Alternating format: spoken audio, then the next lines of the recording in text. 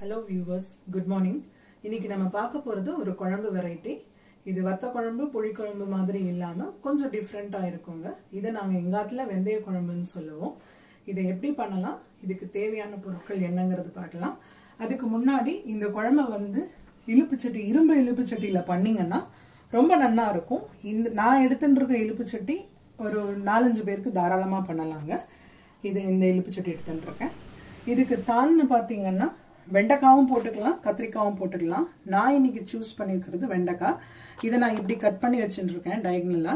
இதை இப்படிதான் கட் பண்ணணுங்கிறதெல்லாம் இல்லை. உங்களுக்கு எப்படி தான் கட் பண்ணணுமோ அந்த மாதிரி கட் பண்ணிக்கலாம். நான் வந்து எனக்கு கொஞ்சம் டிஃப்ரெண்டா இருக்கணுங்கிறதுக்காக நான் இப்படி கட் பண்ணிட்டு இருக்கேன்.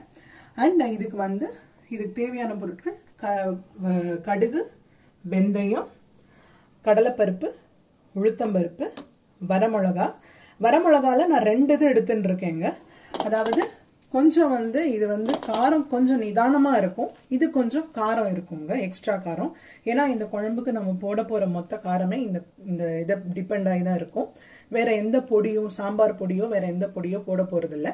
ஸோ அவாவா காரத்துக்கு தகுந்த மாதிரி நீங்க இந்த மிளகாவை எடுத்துக்கோங்க. நான் இது இந்த மிளகாவை சூஸ் பண்ணின்றதுக்கு காரணம் கொஞ்சம் கலர்ஃபுல்லாகவும் இருக்கும், கொஞ்சம் காரம் நிதானமா இருக்கும். எங்க ஆத்துல காரம் நிறைய சாப்பிட மாட்டோம், அதனால நான் இந்த மாதிரி கொஞ்சம் எடுத்துட்டு இருக்கேன். ஃபியூ மிளகாஸை நான் கொஞ்சமா கிள்ளி வச்சுட்டு இருக்கேன். இது ஒரு 6 மிளகா இருக்கும். இதை நான் கிள்ளி வச்சுட்டு இருக்கேன். இதை நான் அந்த திரும்ப பாடுறது ஐட்டம்ஸோட சேர்த்து இதையும் நான் பண்ணுவேன். இந்த மிளகான்னு சொன்னேன் இல்லையா, இந்த மிளகாவை கொஞ்சமா எண்ணெய் விட்டுண்டு நல்லா வறுத்து வச்சுட்டு இருக்கேன்.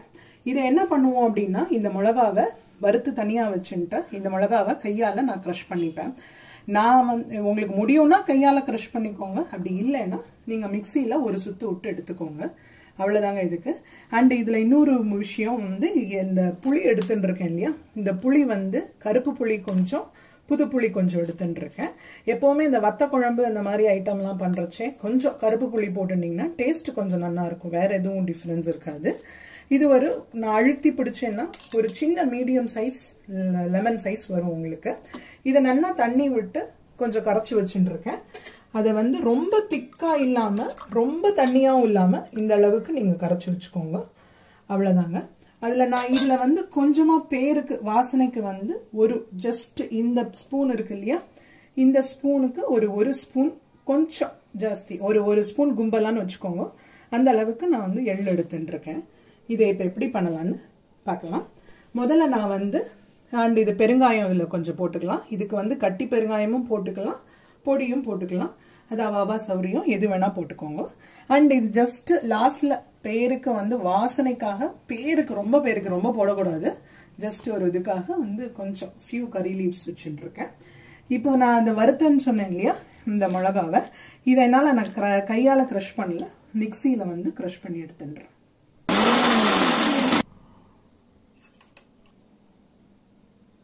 இதை எப்படி பண்ணலான்னு பார்க்கலாம்.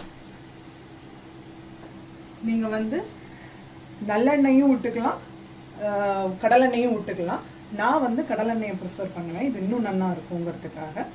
இதுக்கு எப்பவும் விடுற எண்ணெயை விட கொஞ்சம் ஜாஸ்தி பிடிக்கும், அப்பதான் நல்லா இருக்கும். இது ஏன்னா எண்ணெய் மேல வரணும். நான் கொஞ்சம் தாராளமா விட்டுக்கிறேன். அண்ட் இதுல எடுத்து வச்சுட்டு இருக்க பருப்பெல்லாம் கூட கொஞ்சம் தாராளமாவே வச்சுட்டு இருப்பேங்க. ஏன்னா இந்த பருப்பெல்லாம் ஜஸ்ட் சீசனிங் பண்ணி தான் போட போறோம். இதை எதுவுமே பொடி பண்ணி போட போறது கிடையாது. அதனால அது கூட நான் கொஞ்சம் தாராளமாவே எடுத்துட்டு இருக்கேன். இந்த பருப்பெல்லாம் கொஞ்சம் ஊறினா இன்னும் அது ஒரு டேஸ்ட் வித்தியாசமா இருக்கும் இந்த குழம்புல. இதை கடிச்சு சாப்பிடச்சே ரொம்ப நல்லா இருக்கும்.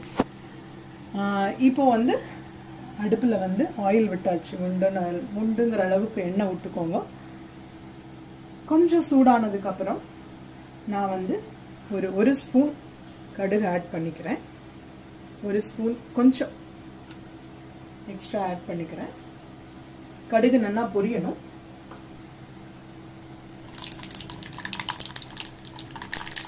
கடுகு நல்லா பொரிஞ்சிட்டு இப்போ நான் வெந்தயம் ஆட் பண்ணிக்கிறேங்க. வெந்தயம் கொஞ்சம் எக்ஸ்ட்ராவா இருக்கலாம், இது வெந்தய குழம்புங்கிறதுக்காக மட்டும் இல்லை, ஆனா ரொம்ப போட வேண்டாம். வெந்தயம் கொஞ்சம் வாசனை வந்ததுக்கு அப்புறம் அடுத்தது நான் கடலைப்பருப்பு சேர்க்கிறேன். கடலைப்பருப்பு நல்லா தான் எடுத்துங்க. இப்போ நான் அதுக்கப்புறம் உளுத்தம்பருப்பு அந்த கிள்ளி வச்ச மிளகாவை சேர்த்துக்கிறேன். அது கொஞ்சம் நல்லா செவந்துக்கணும். இப்போ நான் அந்த உளுத்தம்பருப்பு கடலைப்பருப்பு எல்லாம் சேர்த்து இது கொஞ்சம் நல்லா செவந்துன்னு இருக்குங்க. இப்போ இந்த எள்ளை கொஞ்சம் சேர்த்துக்கிறேன், எடுத்து வச்ச எள்ளை. அது கொஞ்சம் லைட்டாக வெடிக்கணும். அந்த வெடிக்கிற சவுண்டு கேட்குறதுலையே கொஞ்சம் வெடிக்கும். வெடிச்சதுக்கப்புறம்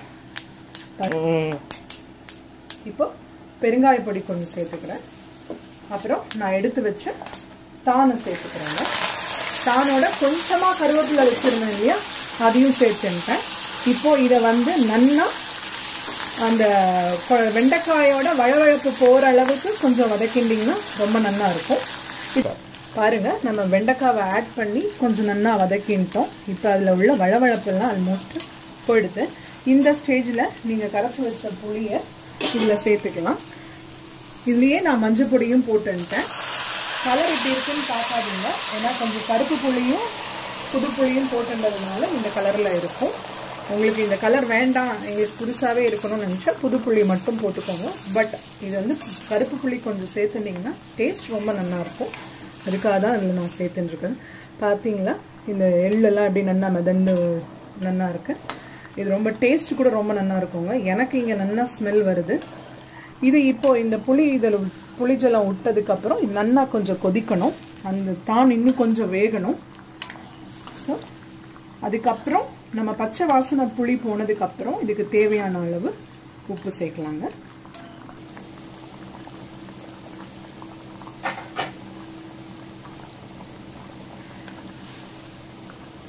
இதில் கொஞ்சம் லைட்டாக நான் இன்னும் கொஞ்சம் மஞ்சள் பொடி போட்டுட்டேங்க, கொஞ்சம் கலருக்காக எக்ஸ்ட்ரா. இப்போ இந்த குழம்பு நல்லா கொதிச்சிருக்கு, காயும் நல்லா தளிக்க எடுத்து. இப்போ இதில் நான் வந்து இந்த ஸ்பூனால் பாருங்க, இப்படி 1.5 ஸ்பூன் நான் வந்து உப்பு எடுத்துட்டுருக்கேன். இப்போ எனக்கு இது உப்பு தேவையான அளவுங்க, இது போருமான அளவு நான் இதில் சேர்த்துக்கிறேன். இது சேர்த்துட்டாட்டு இது இன்னும் ஒரு கொதி வரணுங்க. உப்பும் புளியும் சேர்ந்து ஒரு 2 கொதி வந்தால் தான் நல்லா இருக்கும். ஸோ இது வந்ததுக்கப்புறம் அடுத்தது என்ன பண்ணலான்னு பார்க்கலாம். இப்போ நல்லா கொதிச்சு எடுத்துங்க உப்பு போட்டு. இப்போ நான் அதை மிக்சியில் கோர்ஸாக பவுடர் பண்ணி வச்சுட்டு இருந்தேன் இல்லையா, இந்த ரெட் சில்லி பவுடரை இதை அதில் சேர்த்துக்கிறேன்.